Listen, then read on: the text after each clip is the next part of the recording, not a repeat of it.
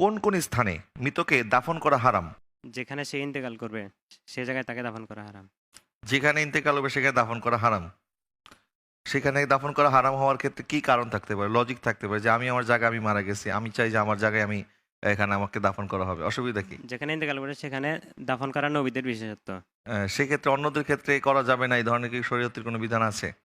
উত্তরটি হয়নি, সেটি হচ্ছে যে মালিকের অনুমতি ব্যতীত তার জায়গায় অন্য কারো যদি মারা গেল একজন মানুষ, আপনি আহ, তার অনুমতি ছাড়া তার মালিকানার জায়গায় আপনি কাউকে যদি দাফন করে ফেলেন সেটা হারাম হবে।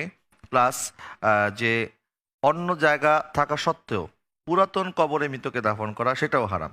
যে কবরস্থানে আরো অনেক জায়গা আছে কিন্তু সেখানে কাউকে দাফন করা যাবে না। প্লাস মসজিদ নির্মাণের জন্য মসজিদে ওয়াকফকৃত জায়গার উপরে কোনো কবর দেওয়া এটাও হারাম, কারণ সেটি জায়গার মালিক হচ্ছে মসজিদ, এটা আল্লাহর নামে ওয়াকফ হয়ে গেছে, ওয়াকফকৃত সেই মসজিদের জায়গায় কাউকে কবর দেওয়া যাবে না। আপনার এই উত্তরটি সঠিক হয়নি।